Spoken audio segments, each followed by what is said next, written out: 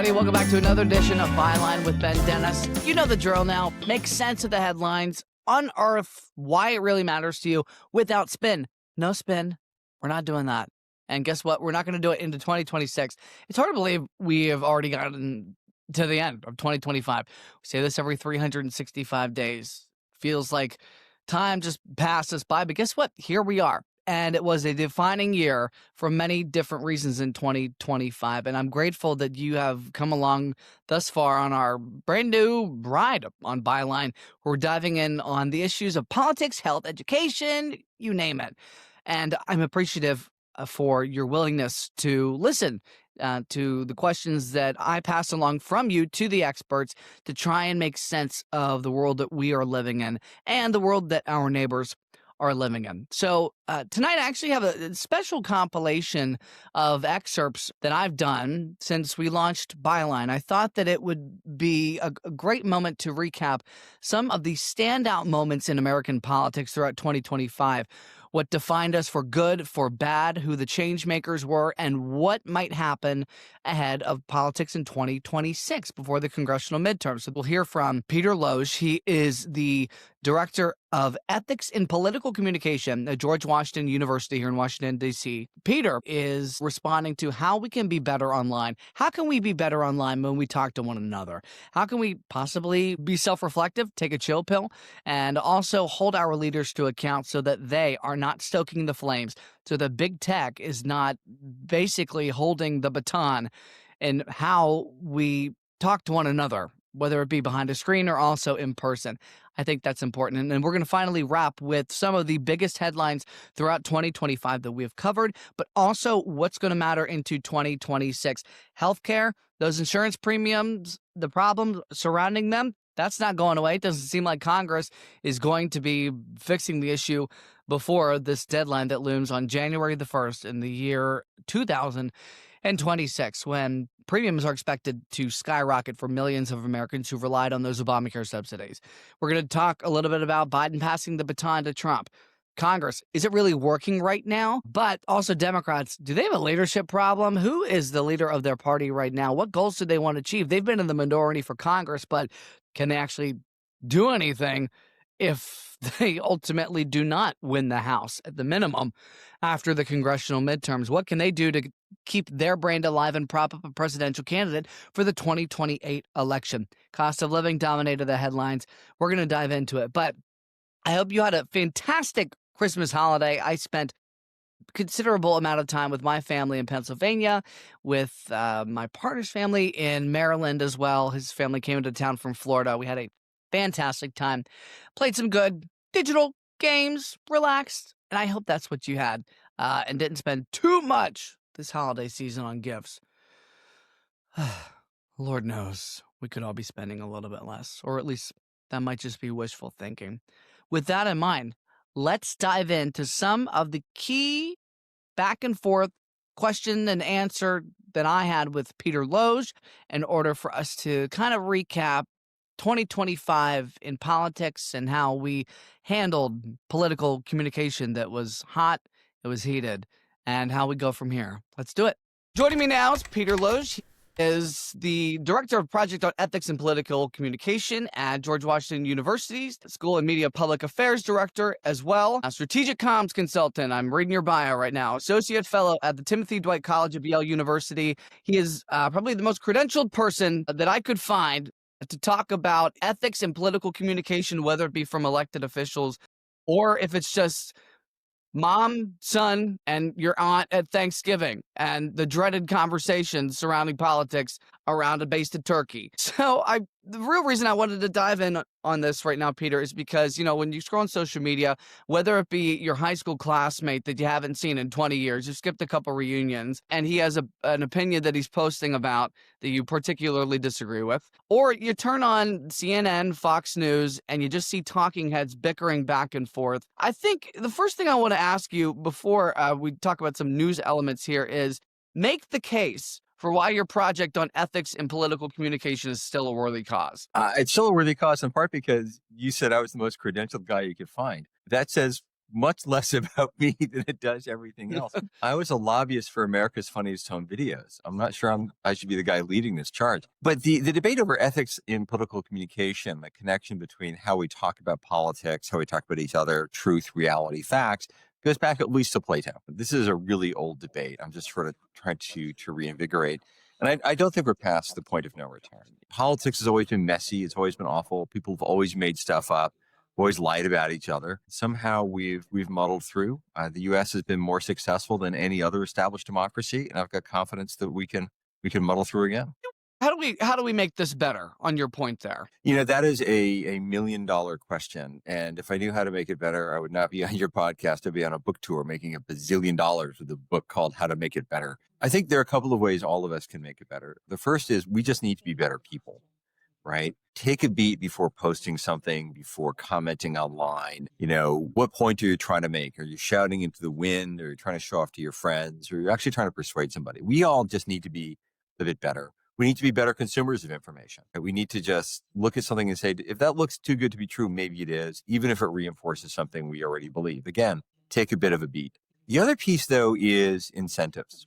People tend to behave their incentives. We all say we're going to do the right thing, but we all shade a little bit to keep our job or to get a grade or whatever. Right now in politics and media, the incentives are to be outrageous, not to cooperate, not to use your inside voice, but it's to get attention, get clicks, get money, whatever. And I think changing the incentives around how we run elections in this country, we pay for and consume media would go a really long way to help. And speaking of media, tech companies face so much scrutiny where the algorithms are pushing out content not only that people would like to see, but also would disagree with in order to get people to chime in here. So what role do you think that these bigwigs at tech companies have here to solve the issue that we're facing right now? I'd love it if they were all just said better people. I've got my billion. I'm now going to devote it to responsible democracy. But the people who run tech companies are people, and they tend to behave as if they were people. Heard a story about one billionaire who said, I have FU money. What I really want is F all y'all money. Right. And if that's the next goal, it's never going to be let's help everybody. Like, yes, they should be better people, but we also need to create incentives for them to be better people. Maybe that's us as consumers, frankly, demanding better information, right? Tweak your algorithm. You want to see different kinds of stuff fed to you through, an Instagram or whatever, go looking for it. Follow things you might not otherwise agree with, or you might not otherwise see. One of the reasons I really dislike Instagram is because it's a black hole for time. I'm a big fan of old British sports cars and also antique books and sort of chess ephemera. Do you have an Aston Martin? Is that what you're trying to tell me? I would like an Aston Martin, a DB5 in particular. Okay, DB9 awesome. I think was the latest Bond car with Daniel Craig. The 5 is classic, though. The 5 is the classic Bond car. For me, it's the TR6. I'm a big TR6 fan. But as a result, my Instagram feed is full of British sports cars. Yes. Maybe I should mix it up a bit. It would be healthier for me and less expensive. So it's up to us. We got to do it. We just got to be better people. Like, let's stop waiting for everybody else to be better at us. Maybe we should just be better. Be a little self-reflective. But going back to ethics in politics right now, I want to ask you some national examples you think of people that are getting it right. I think of my first person I thought of after such a horrible moment recently when Charlie Kirk was assassinated. Governor Spencer Cox in Utah had that lengthy address to the nation that was televised on any cable platform in real time for people to watch. And he set the tone up front, that this is a time to really band together. I assume that you think that that is a good example of how to possibly curb the tide, if you will. Anybody else that comes to mind? Yeah, definitely more of that. I mean, Governor Cox has part of his Disagree Better project with Governor Moore of Maryland. More of that. Senator Coburn during the Affordable Care Act debate was in a town hall meeting, and one of his constituents stood up and started yelling about then Speaker Pelosi and how awful she was. And the senator said, no, she's not a bad person. I just disagree with her. And he got booed. Senator McCain came to the defense of President Obama during the campaign. He got criticized for that. It's hard to do because if you stand up in front of a group of people who want to be passionate and partisan and you actually argue for less shouting, you don't get rewarded. Right. We need more people, frankly, like Secretary Buttigieg, who I think talks about politics in interesting and thoughtful ways. I've worked in Democratic politics. I tend to support his policies, but really I like how he talks about politics. You've got You like the fact Excuse that me. he goes on platforms where he's challenged, Fox News, he appears Yeah, on there yeah, quite. and he just has a debate, right? He may or may not persuade anybody, but he's not shouting at anyone. He's a smart guy who believes in this country and talks about what this country can be. Danielle Allen is the same. She's at Harvard, a political philosopher, briefly ran for governor of the state of Massachusetts. Again, I tend to align with her politics, but mostly what I like about her is she talks about America in ways that resonate, say that we are, we're only as good as our promises, right? We can't rest on our laurels. We got to keep working to be better together. I think there are a lot of people doing it. You don't see them because they're not shouting, and shouting is what winds up in the algorithm. Obviously, unless you've got Basset Hound content, which is also in the algorithm. But the shouters have their space.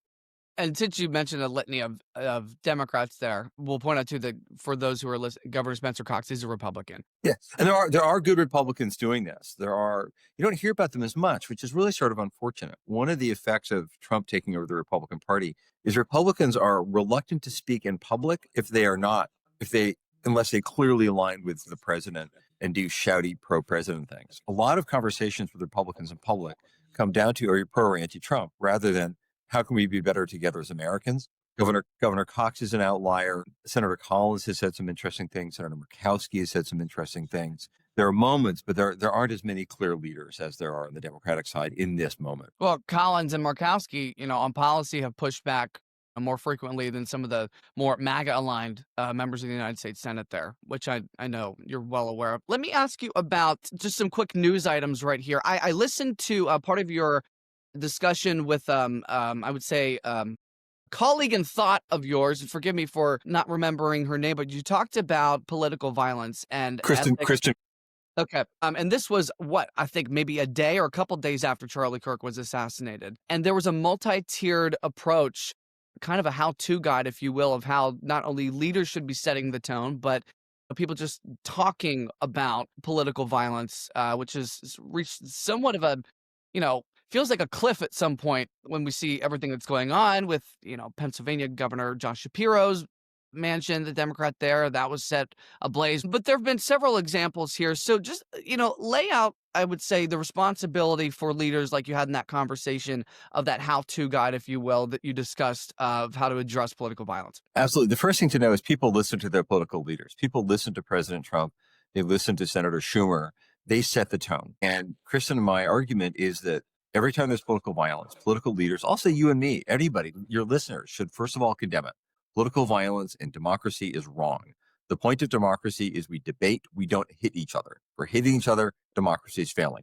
Condemn it. Second, it is rare, right? It's in the headlines, it might be rising, but there are 500,000 elected officials in the US. City councils, mayors, and all the rest. Virtually all of those campaigns are boring, which is how it should be. Third, it's incredibly unpopular. Polling that finds support for political violence is rising. Ask people, can you imagine a situation when political violence is acceptable? And all of us can imagine something. All of us can imagine Nazi Germany or Franco's Spain, but that's not Washington, D.C. in 2025. The actual support for people who actually say, yes, let's take to the streets is 1 or 2%. And those people don't tend to answer surveys. You're a burn down the country anarchist.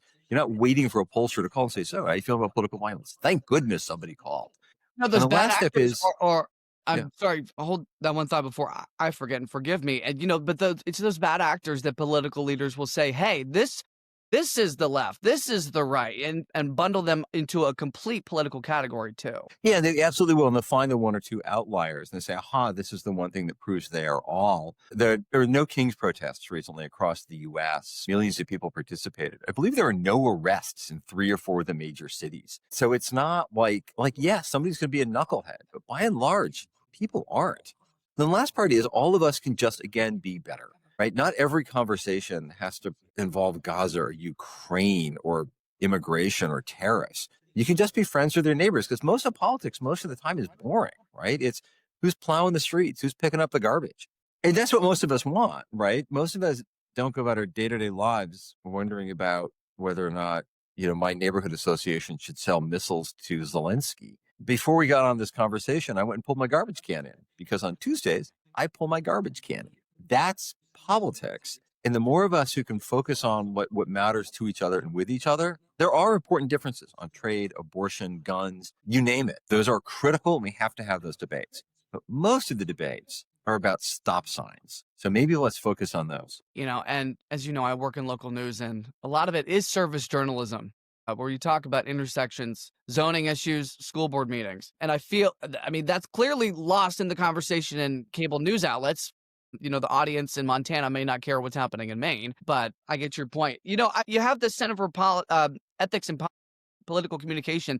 I'm curious if you might open one in ethics and government communication, considering the USDA and HUD. Recently, as we're in the middle of this government shutdown, who knows when both sides are going to come to an agreement, put out these notices on their websites that the reason your services might be impacted is because Democrats are causing the government shutdown. So talk about the role that government has in ethical communication too. Absolutely. I define political communication broadly. For Aristotle, politics is the polis, the polity, who we are when we come together. So government's actually part of it. It's how we talk about what we do. What the government is doing, the Trump administration is doing with partisan messaging and the shutdown is wrong. The president is saying that if you support Democrats, I will punish you. Democrats are bad for America. In democracy, we need opposition. There has to be debate. Democrats aren't bad for America. Republicans aren't bad for America. We disagree about important stuff, right? What President Trump is saying with those messages, with threatening to deploy the U.S. military to my neighborhood, which is actually kind of a nice neighborhood, to be honest.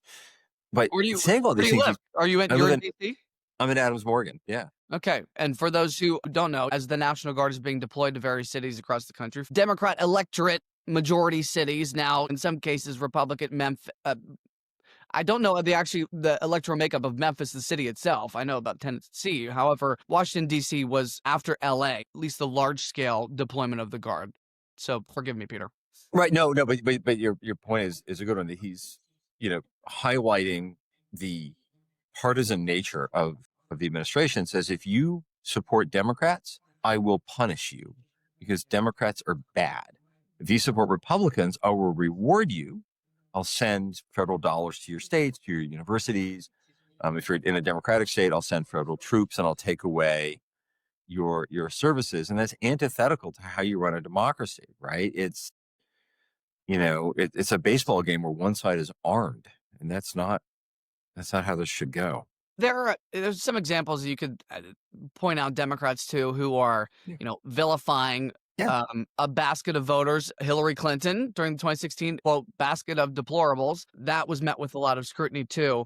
But I want to ask you also, maybe not necessarily front-facing members of government or politics, they've got a role here too in ethical communication. And those are who we in the news industry call public information officers, who we treat as official sources. A police department, a crime will happen. Your point person, if you don't have well-connected sources who are on the street working the beat, is the public information officer. They're the people who are aggregating information that is deemed official. So whether it's journalists or people who are hearing directly from these communications officials with government taxpayer-funded entities, how would you best recommend consumers of information take all of that with a grain of salt and discern what is true and what's not? That's a really good question. And I've been those people. I've been on the other end of calls from some of your colleagues when I've been at federal agencies, working at federal agencies, and when I was a congressional staffer in the House and in the Senate. Know that everybody has a point of view, right? They're probably not lying. Press secretaries or public information officers aren't lying,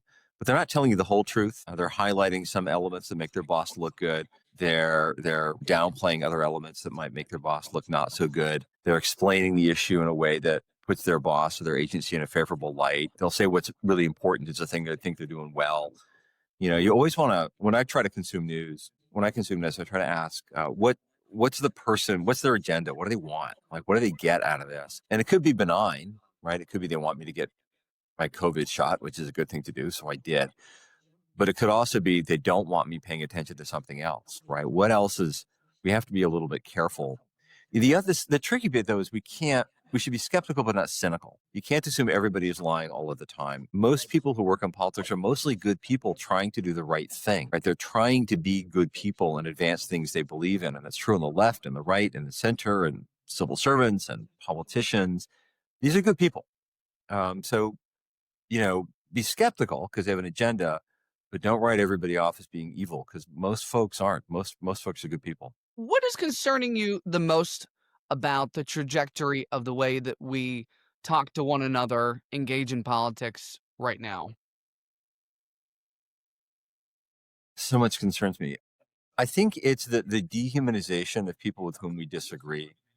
If you and I disagree on something that's important to you or important to me, the conversation too often stops.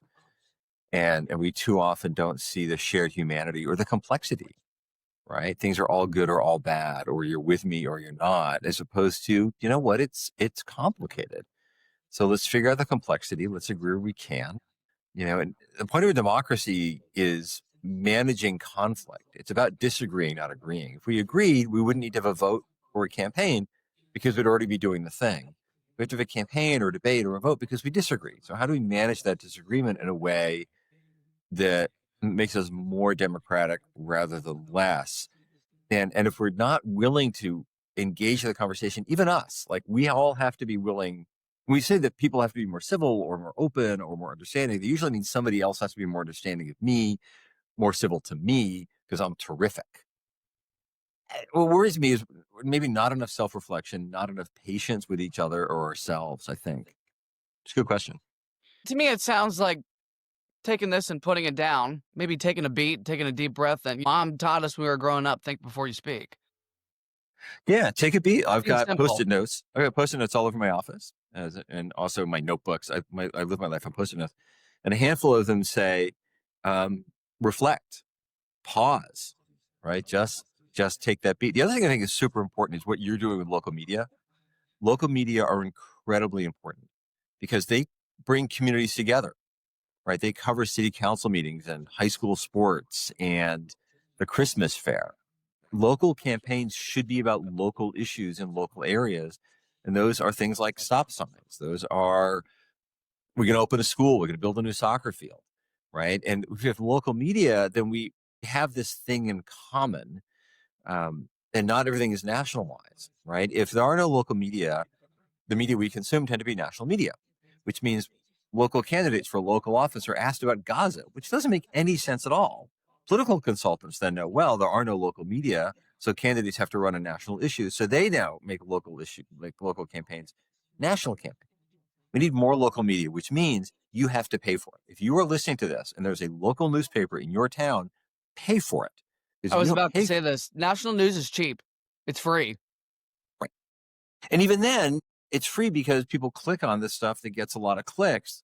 I talk to a lot of reporters, all of whom are good people, want to be good journalists, but some of it is kind of lazy reporting because they got to crank stuff out to get clicks, right? You have to be doing good investigative work is expensive.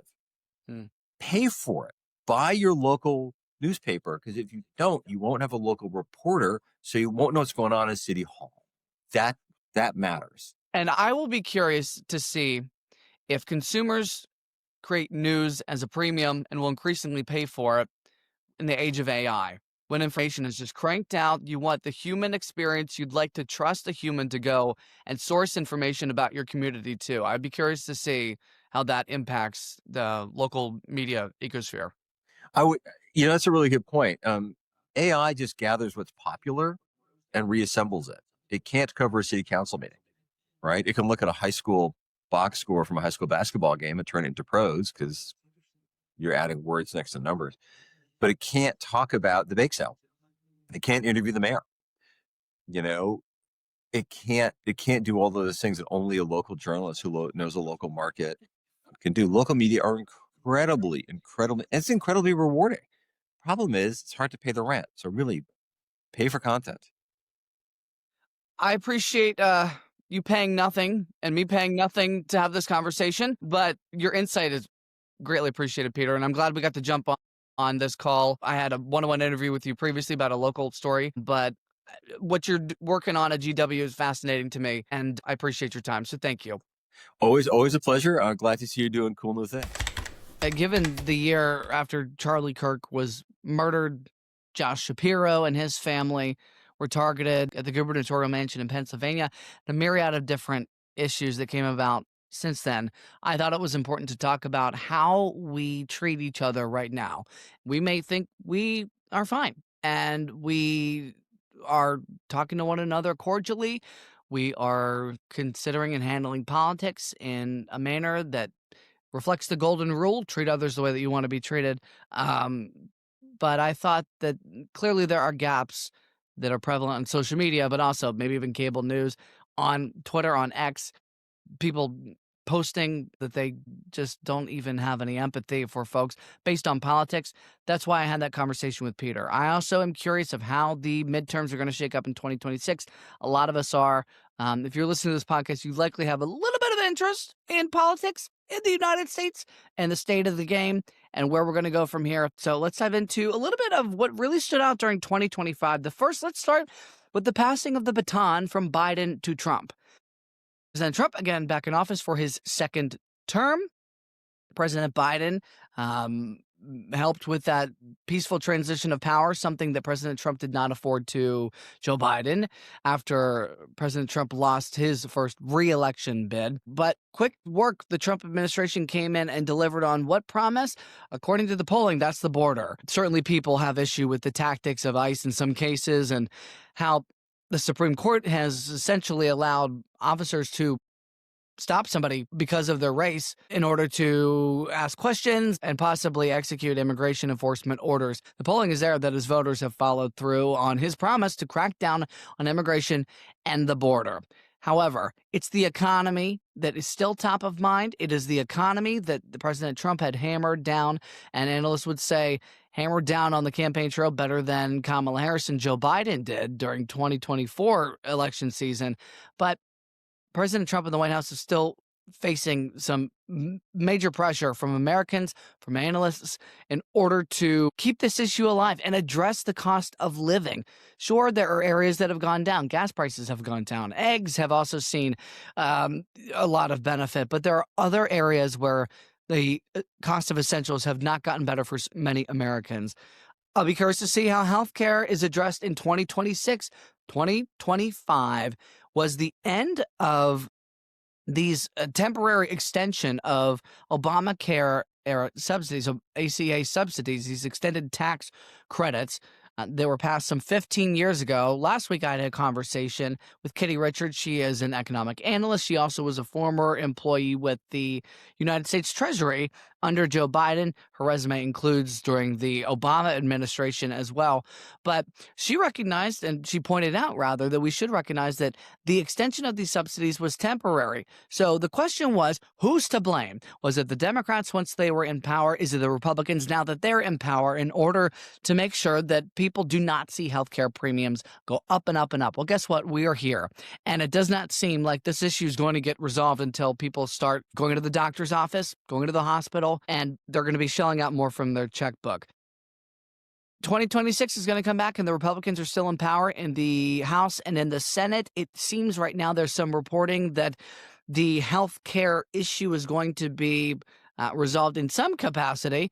It's politically expedient for Democrats and Republicans to get an issue resolved because health insurance and issues with health insurance do not discriminate based on where you live and based on political party. There's also some reporting that these ACA subsidies are going to be extended for a period of time. How long exactly? That's not finalized. None of this is finalized. But also a possible health savings account, a new health savings account opportunity might also be under consideration and on the table. Curious what the opposite is for Democrats and Republicans. What do they want done? But the clock is ticking. The midterms are coming in November of 2026. Republicans want to hold on to power. Democrats want to take it. They want power so that they have more authority to check the White House, who they see as overreaching authority, any type of executive precedent that's happened before. Surely, historians will say the presidents have slowly gained more power over years, decades, and now into the 250th year of this country. But Democrats certainly want to grab control of some branch of government, whether that be the House or the Senate. The latter appears to be more of a tall order. Okay, so at the start of 2025, Democrats wanted a win. They came off of this hard loss to Donald Trump. They lost the House, they lost the Senate. They wanted some type of win. But when you're in the minority, you don't have nearly as much power in order to advance legislation, bring it to the floor, bring it up for a vote, even have control over committee hearings where chairmen and women who are in the majority can object to certain scenarios and give more time allowed to members of Congress. But Democrat voters were looking for a win after last November. Many analysts said that they possibly got one during the government shutdown when they wanted the healthcare issue brought to the fold. They were bringing attention to the healthcare issue, which again does not just impact Democrats, also impacts Republicans. Again, with my previous conversation with Katie Richards, Democrats did not get what they wanted, and that is the extension of these subsidies. So they are going to have to come back in 2026 and add more pressure to the fire. But it certainly got more Republicans to talk about it. Did they advance the issue? Did they kick the can down the road? Not kick the can down the road. Did they advance the ball down the field in order to possibly get what they want? 2025 also brought about some new Democratic leaders, if you will. Jasmine Crockett advanced her image. She is a congressional member in the House from Texas who is now running for United States Senate. She certainly went viral when she called Marjorie Taylor Greene, or at least described her as having a beach blonde, bad-built butch body. Those were the words of Jasmine Crockett. Again, she's running for Senate. She advanced her image in 2025. Marjorie Taylor Greene also advanced her image in 2025 toward the tail end, bucking President Trump on several occasions on several issues. Why? She doesn't think President Trump is, quote, putting America first. She's upset that America, in her eyes, is increasingly involved in foreign conflict, which is antithetical. There we go. Get the word out of my mouth to that agenda. 2026 is also going to have a lot of chatter. Who might be the next nominee for president in 2028? Whether you're a Republican, is it going to be Vice President J.D. Vance? Could it be somebody else? Marco Rubio, the current Secretary of State. He's remained in the headlines. Could it be someone who is an unknown? We don't know who the heck they are.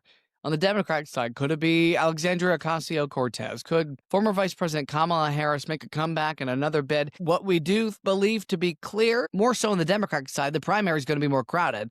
Historically, a sitting vice president who may be running for president may be given a little bit more credence and open door during the primary process, or at least consideration. The name recognition is there.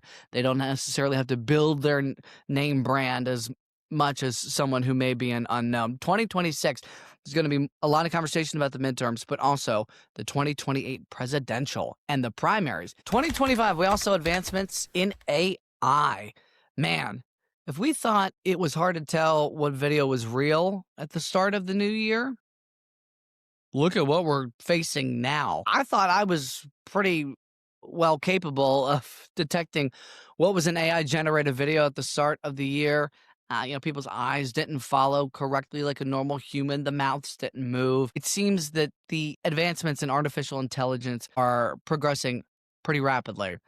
Data centers, we can only anticipate, will come about into 2026, not only of how AI is advancing, but who is regulating it. Is Congress going to consider how to regulate big tech the way that they, it seems, didn't regulate social media companies at the dawn of MySpace, Facebook, you name it? More groups are being created about how to protect kids in the age of AI. There's one organization called Mama that I would love to get on this podcast, and they are trying to make sure kids are protected by some shortfalls in big tech where AI is promoting, possibly, in some cases, they say self-harm.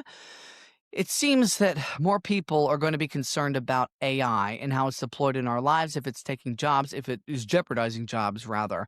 And I think that this might be also what politicians start to campaign on, and congressional leaders in power might want to address before they are reelected, to possibly say, hey, constituents, I was able to make sure that AI was not going to be jeopardizing your way of living. But again, we'll see. America by now that these alleged drug smugglers are bringing in fentanyl to the U.S. Well, the pushback from analysts who know the region well, law enforcement as well, folks who are experts in drug trafficking, they say that fentanyl is largely not coming in from Venezuela. They say that is largely coming through Mexico. Key questions remain whether the strikes on boats were legal. Democrats have said that they amount to war crimes. A lot of questions about the involvement of Pete Hegseth, the existing Secretary of Defense, and whether the evidence that he had seen at the time was justifiable in order to strike those boats. I also had a fascinating interview with the former judge advocate of the Pentagon. Judge advocates, or legal counsel, if you will, who would advise military generals, commanders, if certain strikes would be legal or if the evidence that was presented at the time would hold up in a court of international law or even in domestic courts. But also, he talked about the process involved when there might have been a strike that was planned over a long period of time, how to make sure that civilian casualties were avoided, short-term strikes as well. I encourage you to go listen to that. That interview is on Spotify, Apple Podcast, wherever you're getting this right now. But his name is Todd Huntley, former judge advocate. He's currently a professor at Georgetown University. And one big headline that came today as we are filming this podcast, President Trump and Ukrainian President Volodymyr Zelensky say that they are apparently closer than ever to getting a peace deal done, along with Vladimir Putin, president of Russia. He's integral in this as well. After nearly 4 years of fighting between Russia and Ukraine, Zelensky met with Trump at Mar-a-Lago on Sunday night. This came after a call between Trump and Putin. Trump then apparently called Putin after he talked with Zelensky. Some of the holdouts here, what are they? Apparently, it's land, the Donbass region in Ukraine.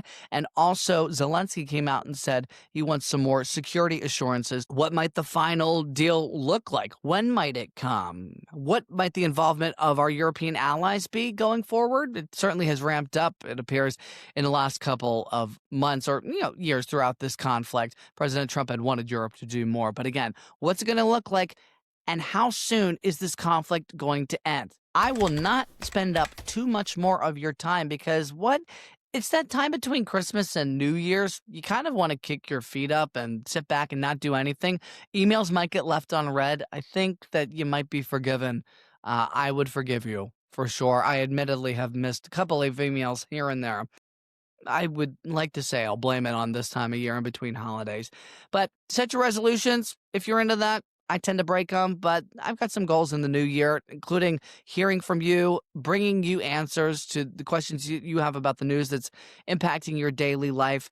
And I really hope that we stay engaged and you reach out to me. I am an absolute open book in trying to solicit your ideas for future conversations and getting you answers from the experts. That's my goal during my day job, covering local news for DC News Now in Washington.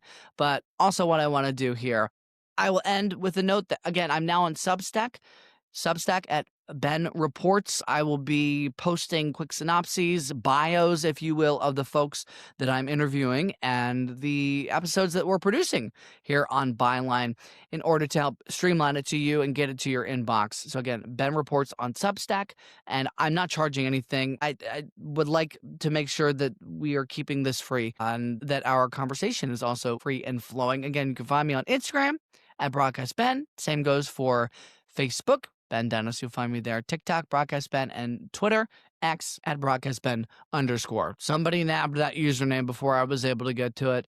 It doesn't seem that person's active for quite some time. I would like to be able to get it without the underscore, but that's how the cookie crumbles. And as cliche as it is, I'm going to use it. I'll see you in the new year. Take it easy.